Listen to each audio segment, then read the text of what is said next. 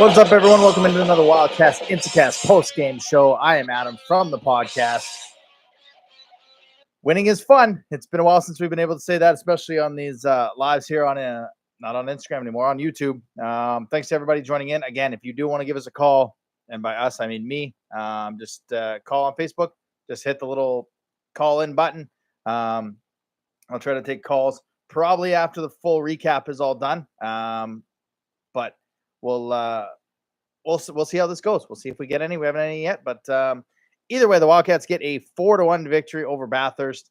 Again, a team they're on the rebuild. You're going to want to get points against them as much as you can, especially to have success in this division. Going around the queue, all the games are done right now. That's what happens. We go live at 10:30.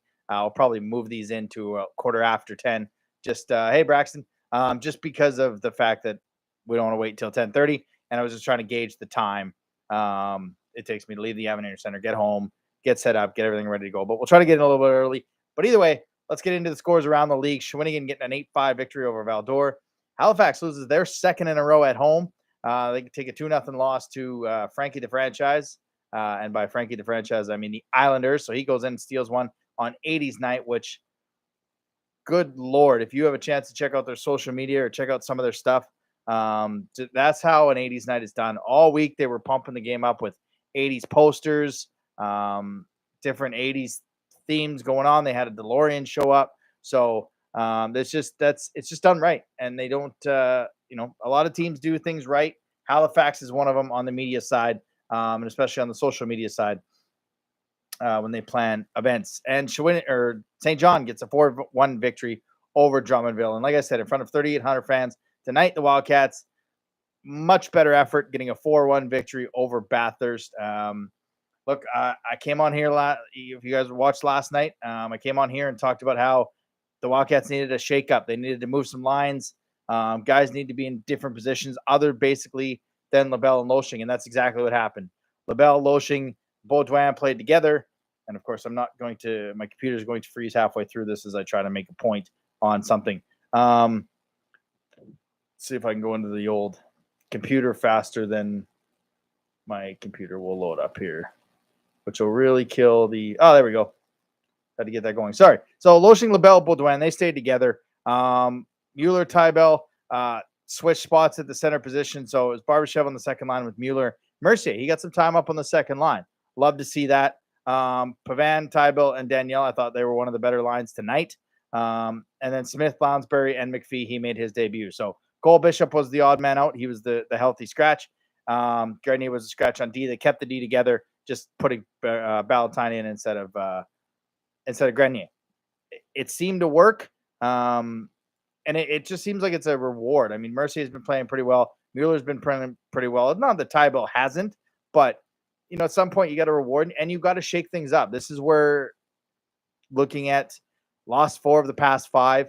Things need to be shaken up, and it seemed to work for the Wildcats in this one as they got a victory here. Brandon Richard, is it bad that when they let the organ or whatever say "Welcome back to the Ice, your Monkey Wildcats," I get more hype out of that than CJ does? Yeah, I'll get into all the crowd stuff after a little bit after the recap. Let's get into the recap. Outshot 15-8. Steinman was very good in the first period.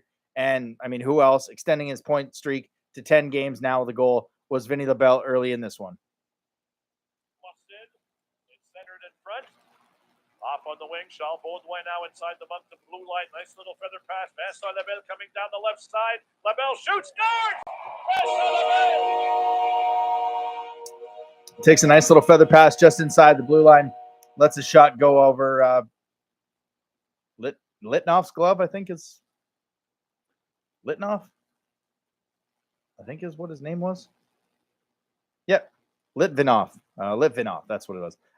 Shot over his right arm, glove side, getting us on the board early, 1-0, which is nothing new. The Wildcats put out a tweet. Vincent LaBelle, he's got us on the scoreboard early in the last 5 of 6 games. A minute 14 on November 3rd against, I believe it was Charlottetown. Against Charlottetown, November 6th. Against Blainville, 3 minutes in. November 8th against Halifax, a minute 25 in. Last night, 2:54 in, and then tonight a minute 40 in. So he's ready to go. And again, he answered the call. That's now points in 10 straight. We'll get into the rest of his point total there. So, like I said, Wildcats were outshot 15-8, but I didn't really feel like they were being outplayed, if that makes sense. I mean, they were outshot, but they come away with a 1-0 lead. Almost tied it near the end. A little bit of a scramble in front of the net. They get out of that one with a 1-0 lead. The second period, which has been not our favorite this past season and seasons before, past two probably. Outshot 16-13, but Moncton had a much better second period. And when they have a better second period, generally they win hockey games. I think something like if they're trailing or they're leading after one, they were, I think, 6-2. Trailing or leading after 40, I think they were 7-2 or 0-1, something like that. Like when they have a lead, they're pretty good at protecting it. So, so again, to this one, like I said, outshot 16-13. Didn't really feel like it wasn't our period. I mean, I felt like we really had a good period. It showed up on the scoreboard, which is generally a good thing. So Bathurst got back on the board, tying this one 4.5 into it is Phil Collette, the former national champion Moncton Flyer. I believe it was tipped as the defenseman, Hannaberry. Who's the defenseman? Hannaberry, is he a defenseman? Left winger. Who's the other guy? Perron with a shot from the point. And I figured it was tipped because Steinman was going that way and the puck was going that way when it went past him. So anytime that happens, that's generally not a good thing. Oh no, that covers my face. Oh, I don't have my ring light on. That's why. Generally, that's not a good thing. And so the Titan died up 1-1, but that's as close as they would get as Moncton just kind of took over. Charles Baudin with an absolute beauty of a goal in tight. Here's the call from Marty Kingston on Harvesters FM. Spoke in the corner. He lost it again. Kept in by Marcin. Labelle in the corner. Charles Baudin coming out of the corner. The shot. They score! I'll be honest. I don't know if he was acquired for his offensive skill, but he's had a few goals where it's toe drag in through guys. This one, he comes out from the corner, just a nice little toe drag up blocker side, just a beauty of a goal. And like I said, when I gave him the Wildcats walkout of the week, I don't know if he was necessarily acquired for his goal scoring like Kalmakoff. He was more his 200-foot game, but when he wants to put it in the net, he's going to put it in the net. It was an absolute beauty of a goal, making it 2-1 for the Wildcats. And then, as we've come to expect, you give the puck 28. This one, you give the puck to 28, he's generally going to score right now, as he extends his point streak to 10. This one, probably one of his sloppier goals, as he's in front of the net, takes advantage of a bouncing puck. Here's Marty Kingston on Harvesters FM. As soon as I hit the play button for Rio. Oh, there it is. Almost there. That's on the bed. Nice play in the corner. Loshing in front of LaBelle. Both went in the shot. Open net. They score. Loshing. Just a bouncing puck in front of the net. Litvingoff or whatever his name is just couldn't corral the rebound. And Loshing standing on the doorstep with about 2 minutes left in the second period. Wildcats go up 3-1. That's I don't know much more you can ask for. Almost a perfect second period.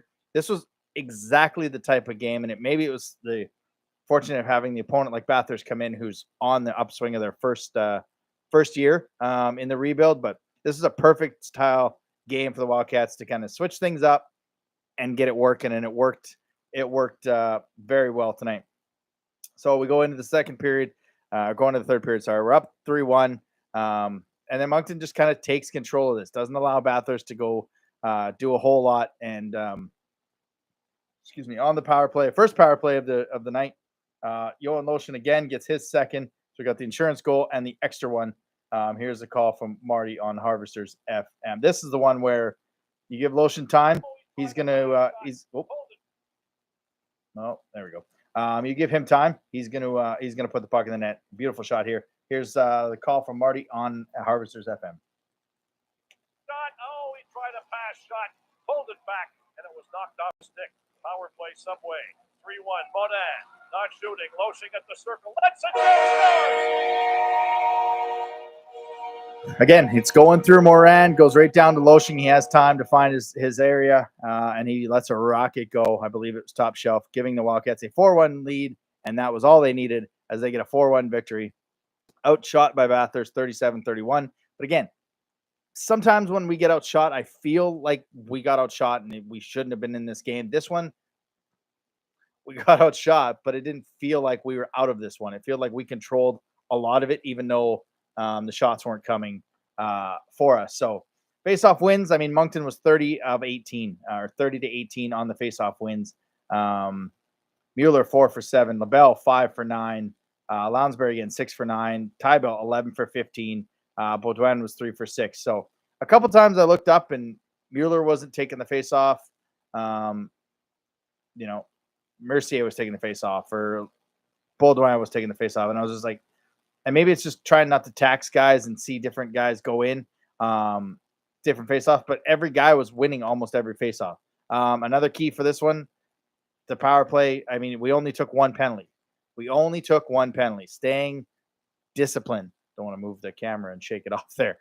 Staying disciplined, and that is the key for this team. And the only one we got was a cross-check on Paven, and that was, I think he got hit, and that frustration where guys now, they just kind of give cross-checks when they're mad. He unfortunately took the penalty, but that was it. I mean, you take one penalty against the team, you're generally going to have success, and that was key for the Wildcats today. Your hardest worker tonight, Hugo Marceau.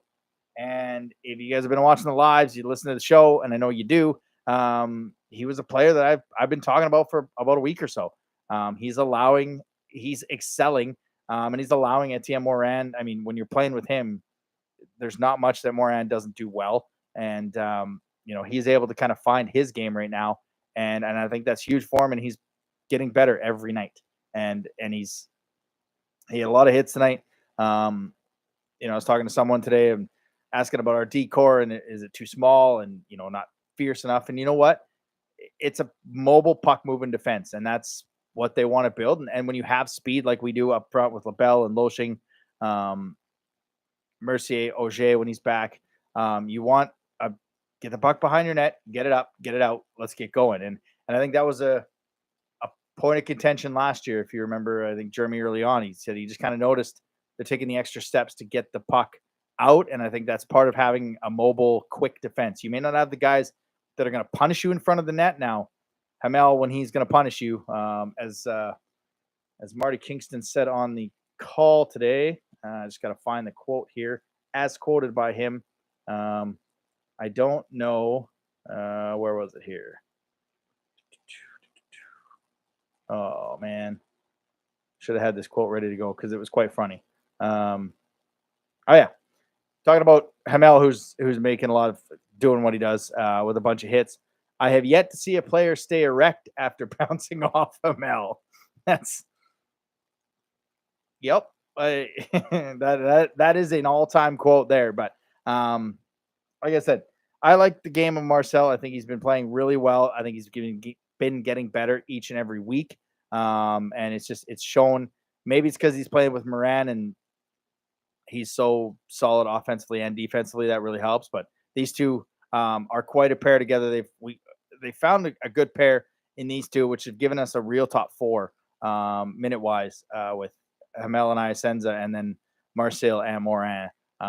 These guys can play big minutes, and they have played big minutes. So you look at the standings now. As like I said, Halifax got a 2-0 loss, so we're still 4 points behind them. So at least we're staying within distance. I mean, Charlottetown comes into 2 points behind us now with their victory over Halifax. But when you're having these tough skids where it's you lose 4 or 5 up until tonight, you want the team that you're trying to chase not to kind of exceed the advantage. And there's lots of hockey played. I mean, we've only played 18 games, so there's quite a bit of hockey left. Let's get into some of these comments here. Again, if you guys want to give us a call on the show, and by us, I mean me, just hit the little phone button. You don't have to be video. It'll be audio, and we'll go from there. So it's bad. Exactly. Wildcats. I miss Tim Roselle. I don't really listen to the games as much, obviously, because I'm there. But I think Marty's an acquired taste, and maybe he'll grow on us after a few years. It's tough when I know for myself, I heard like 9 Marty games, and then all of a sudden I had 4 years of Tim, like 3.5, 4 years of Tim. So you get used to a guy, and it's really tough to go back and forth. If you go to where's Michelle? I know it's not on the YouTube. It's actually on the Facebook Messenger, like right up at the top by your name. There's a little phone icon. Hit that little phone icon. It's not on here. Adam, you need to be part of the Wild organization. Great ideas. Longtime fans need to move into the future. I'd love to. Bathurst had a lot of shots, but weren't crazy dangerous outside. Which you prefer? Absolutely, Brandon. Put on goal was nasty. Yep. Loshing laser. Not something we're not used to there. Don't see the phone button. I told you your thoughts on the Mercier hit at the end. Hey, Braden. That one's a tough one because I was talking to I ran into Ken Shea at or not Ken Shea. Now I can't remember his name. The billet coordinator. Oh, that's gonna bug me. Ken something or other. Oh, dang it. Now that's gonna bug me. I gotta go find it. I was talking to him after, and it was kind of I don't think it was an intent to go after Mercier. If I'm being honest, I think it was a part where Mercier tried to kind of stop, got low, which because he got low, the player kind of had to extend himself a little bit. But I don't actually think it was anything malicious or anything like that. I took Mercier a bit to get up. He went right to the bench. We'll have to see. I would imagine he'll be on the road trip as they now head out for 3 this weekend against Blainville, Rouyn-Noranda, and Val-d'Or. It's really bugging me that I don't have Ken's. That I don't know Ken. Gildart. Ken Gildart, the billet guy. I had the video. I showed him. And like I said, it looked like Mercier, when he tried to stop, he went low just because he was trying to stop to get out of the way. And I don't remember who hit him, but you go to hit a guy and he goes low, you kind of extend. I don't think there was any malicious intent behind it. So hopefully everything's all good. I will say, though, that when I look at one of the keys tonight, the fact that we kept Melanson off the scoreboard. I mean, anytime you keep Jacob Melanson off the scoreboard, you're doing good things. And we were able to do that tonight. He had a couple hits. He didn't like to be hit. But like I said, I mean, that guy early on in the season, I think he had 5 goals and 3 of them were against Moncton or something silly like that. So he's going to be a player that's going to be with them for about a month, and then hopefully he gets traded out of the division. But if you listened a couple weeks ago, I kind of maybe thought if there's a perfect Halifax type player, Jacob Melanson is that perfect Halifax type player. If they want to kind of, I guess, go all in. Depends what Halifax wants to do. I mean, it's a long way to go. There's Sherbrooke, Gatineau, Quebec. Those are probably your 3 teams in the Quebec side of things. Halifax has a chance to make some noise here. I'm surprised no one went at the guy, at least rough him up and say, watch out. Yeah, I can't remember who was on the ice, but I think it was Gabe. I think Lounsbury. Like, it wasn't guys that generally would do that. And maybe it's just a stay in discipline thing. Like, you're already up 4-1. I believe that was with like 3 or 4 minutes left. So you take a penalty there. Bathurst scores. Now it's 4-2. They've gained some momentum. So maybe it was something in that. But I don't know. I like the way the guys responded in general after just not good hockey yesterday, if I'm being honest. So but now, like I said, the Wildcats go on the road for 3. And again, this is kind of a perfect time for them to go on the road. Things haven't gone that well in November. So now they go to Blainville on Wednesday, then they got Rouyn-Noranda, and then Val-d'Or back-to-back. So the long Quebec trip. And then kind of the same as last year. I think we played Chicoutimi in Chicoutimi, and then that next Friday, that first home game was against Chicoutimi again. We'll have that against Rouyn-Noranda. # not a sponsor. We'll have that again as their next home game is November 25th against Rouyn-Noranda. And then the 27th is the teddy bear toss game, which brings me to ticket giveaways. I think we're going to give these tickets away for the teddy bear toss game. I mean, if you've just YouTube teddy bear toss game with the Oil Kings, the Hitmen, Everett, I believe, is a pretty good one. Some teams down in the HL. I mean, this should be your marquee event. This should be the one that you sell that building out for. Special teddy bear toss jerseys, discount the tickets. This should be an 8,000 sellout year after year after year. This is the one game. If they're going to market one extra theme game, this should be the game that they market. But we're going to do some giveaways. I don't know if we'll do it this week. Actually, we might do it like on all the shows just to get a lot of buzz going. Try to win at least 2 tickets to that teddy bear toss game, because that is a very special night, as all the teddy bears go to kids in hospitals and stuff like that. So, excuse me. Halifax, November 27th. I know it's a while, but if you're planning on going and you want to bring some people, that's the one you should go to. Bring a teddy bear wrapped up in a bag, so that when they do score that first one, always a fear, we can fill the ice with teddy bears. I mean, the crowds have been great so far this year. You look at the crowds. Where are we here? I mean, it was 42 last night, 38 tonight, in Wildtown. I don't know if I just don't like it. I'm sorry. I just don't. I'm not a fan of it. Just I think because it sounds gimmicky, sounds weird. I get what they're trying to do, but it just, for me, where's the schedule on the website? There we go, 2023 schedule. I mean, you look at seats rate or home games here. They're averaging probably at least 3,500. 3,800 against Bathurst, 42, 35, 36, 39, 39. So that one on the 27th. Let's get to 5,000. Let's do whatever we can. Yeah, teddy bear tosses against Halifax.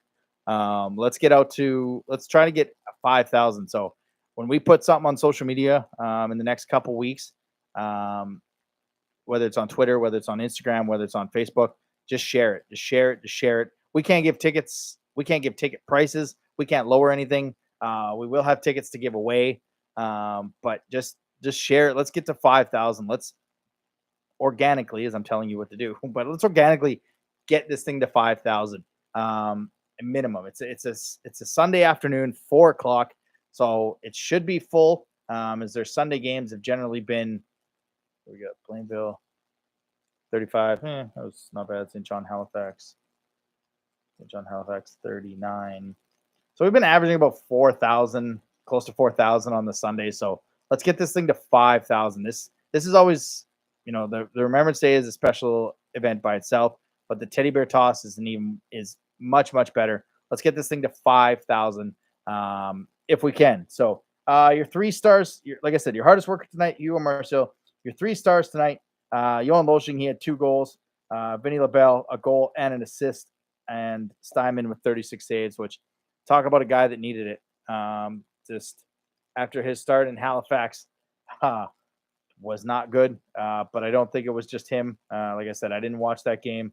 Go to the game center. I don't think anyone, aside from maybe Steinman and maybe Filion, were really going in that one.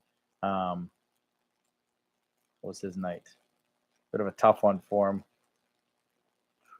9 saves on 14 shots. So 5 goals on 14 shots. So it was good to see him bounce back. 1 goal, 37 shots tonight.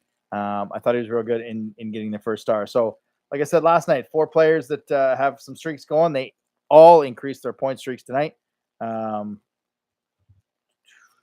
Baudouin has got 6-game point streak now, 2 goals, 7 assists for 9 points. Etienne Morin's got 3 games, 4 assists. Vinny LaBelle, 10 games now, 5 goals, 12 assists for 17 points. And Johan Loshing has got his 10-gamer going for 9 goals and 7 assists. So, that top line is just kind of driving the bus right now.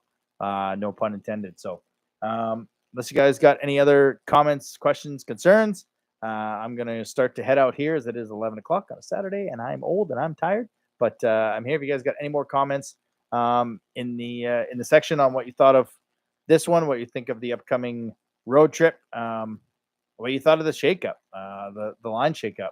You know, I would probably, I mean, I don't want to speculate, but maybe Mercier might be out a game. I mean, they don't play till Wednesday, so we may see Bishop back in. I thought McPhee was good tonight. I don't think he did too much. And by that, I mean, I don't think he tried to do too much. I think he just played a solid north-south game. Gabe Smith is getting better every game. His skating's getting there. But you can see him getting better every game. He's getting more physical. He's not going to wow you. He's not going to wow you in this year, but he is getting more physical with each and every game. And that first goal is coming. I will say it'll be this weekend, either in Rouyn-Noranda or Val-d'Or. I feel like it'll be one of those where it's kind of those J-Bob goals, those J-Stu goals, where you're just standing on the crease, banging away, and one pops up over the goaltender and he gets his first. So I feel like it'll be in either Rouyn-Noranda or Val-d'Or. By the time you hear the podcast on Wednesday, I will call my shot on which game I think it will be, but I think it will be one of those two games. McPhee is fast, physical. He is. He adds another dimension to that line in terms of speed. As Gabe Smith brings the physical down low, Lounsbury's got the speed, and then the good defensive way, and then McPhee, like you said there, Brandon, he's got the speed and the physicality on there. But I mean, you can't break up that top line. So basically, any other changes you're trying to make in this thing, it's the other 9 guys, because you're not splitting up that 3 right now the way they're going with a 10, and 6 game point streak with Loshing, LaBelle, and Baudouin. Maybe Barbashev gets up there at some point, but right now, I mean, you stick with that top line, you let them roll, and you kind of move pieces in and around the lineup as you go. So, but that's it for me. We'll go around the queue one more time as all the games are done. We've got St. John with a 4-1 victory over Drummondville. Halifax gets shut out at home on 80s night, 2-0 to the Islanders, and Shawinigan gets an 8-5 victory over Val-d'Or, which is perfect. Keep taking the losses, Val-d'Or. That helps us out. And then here at the Avenir Centre in front of 3,812 people, the Moncton Wildcats get back in the win column as they get a 4-1 victory over Bathurst. So that is it for me. It'll be a couple weeks. Well, not a couple weeks. Are we at 10 days? Yeah, nope. It'll be, almost 2 weeks from now. Friday, the 25th, Tomas Couture makes his return to Moncton with Rouyn-Noranda.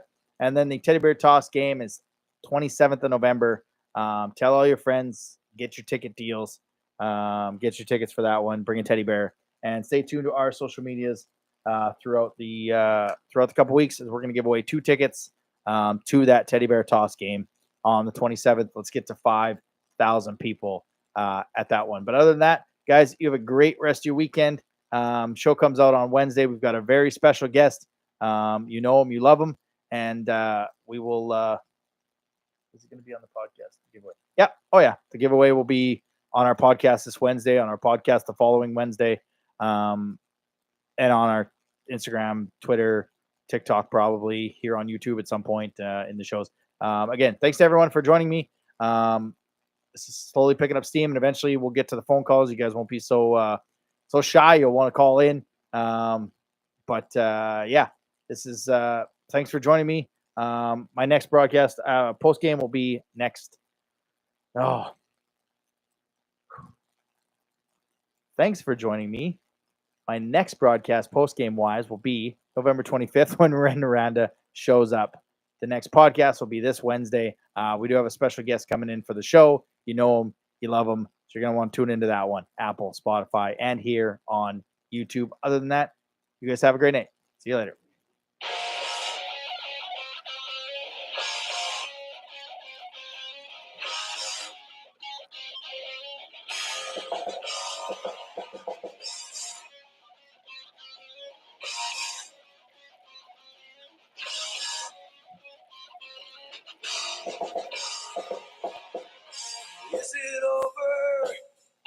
Can you hear me scream out loud?